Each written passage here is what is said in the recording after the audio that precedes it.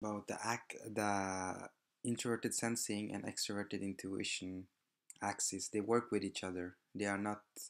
It's really difficult to see them as independent. It's more useful to often see them as actually as dependent. When you interact with each other, you see how they are going back and forth between these two. And obviously, extroverted intuition would spend most of their time here, and when they don't have any information to assess, they will go into the introverted sensing.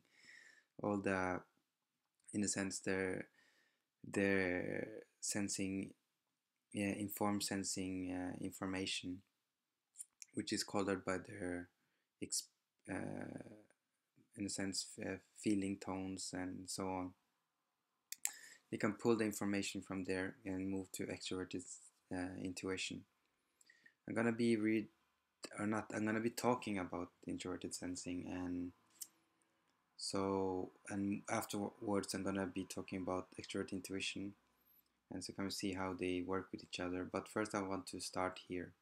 So, S way of perceiving is interesting because its relationship uh, to image in the mind is like a video. So you can think of introverted sensing as a video in which the information you are having, you can sort of um, it's sort of a recording. You can play it in your head, and that's why the introverted sense when using introverted sensing, they can be misled to be a thinker, because that requires to disengage from the external world basically, in order to be in their head to see the images. And so introverted sensing often has a tendency to understand things a bit later. So it's not a of this is it's a it takes time. It takes time to develop a, in a sense, a, often it takes time, not always, but what I mean by it takes time is that introverted sensing can suddenly laugh 5 hours later something that has happened 5 hours before. And so what happened is that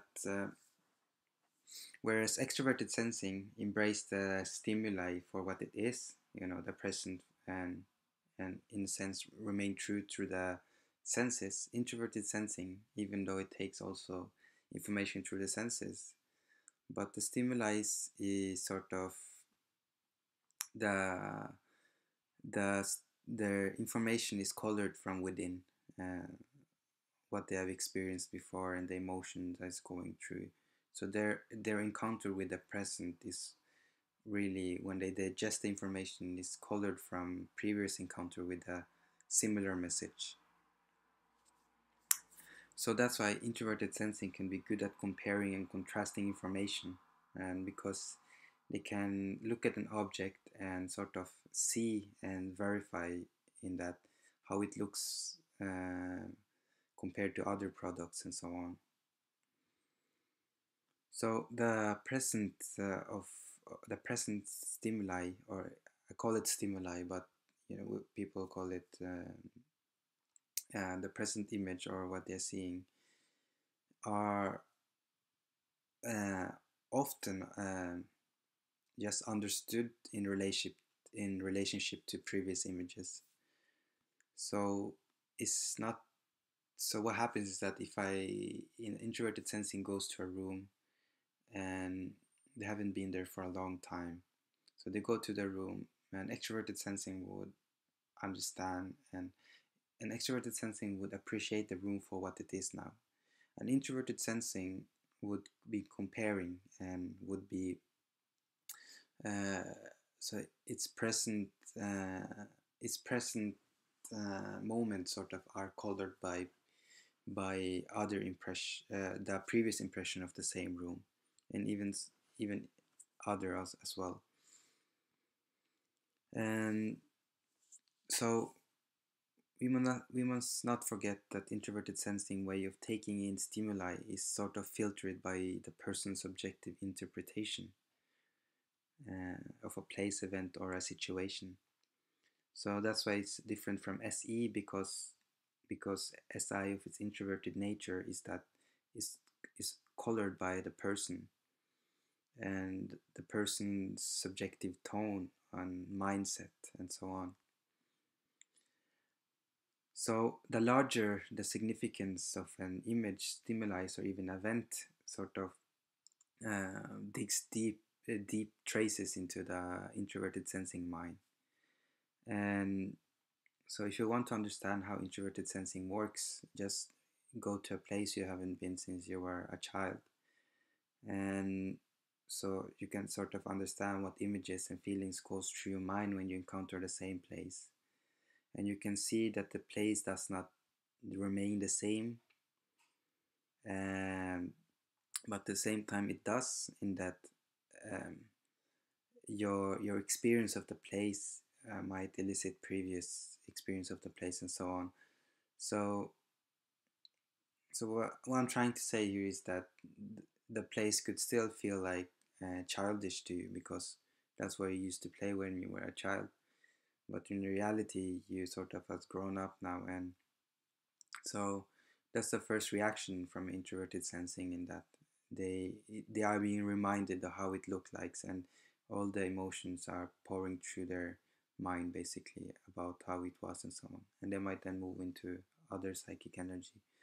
But anyways, so the place then becomes meaningful because it has obtained an added value. So the place, there's something being added to the place where you're visiting from before. Is something being put on the place in a sense. So it's not passive in that sense.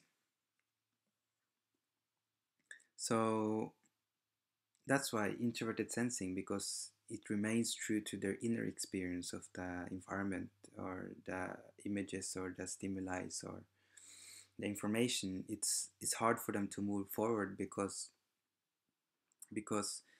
this sort of is their web of understanding, is their web of understanding the world. And because the this form of processing, this form of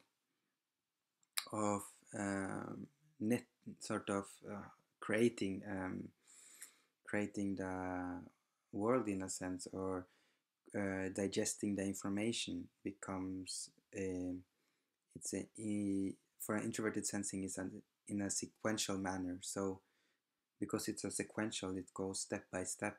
And so when understanding the world, the relationship to the world becomes in the same way, in terms of um, a sequential manner. And so in order for them to move out from it, they have to use extroverted sensing, which I'll go back to, and how they will work with each other. So introverted sensing is what creates the known and stability in the world we live in. And without it, the world would wander meaningless and endless pursuit of possibilities, basically, which can lead to self-destruction and possible. It also mean not knowing the consequences. If introverted sensing by itself, as a lone thing, would be dependent upon previous encounters for them to understand what the future has to hold. So, well, maybe we'll also like to add that introverted sensing is also aware of when one is hungry, and the sense of knowing their inner bodily thermostat, in a sense, making them aware of their inner bodily needs. And so introverted sensing can be very sensitive to food, as when they're eating, the first reaction often when using introverted sensing is that they compare um, their food to a perfect model of how it should taste like. So they can become evaluative when they're eating or tasting food, because no, I mean eating, because their first reaction is towards comparing and verifying, and rather than just experiencing. So I'm gonna move on to extroverted sensing, and so and then I'm gonna talk about how they interact with each other.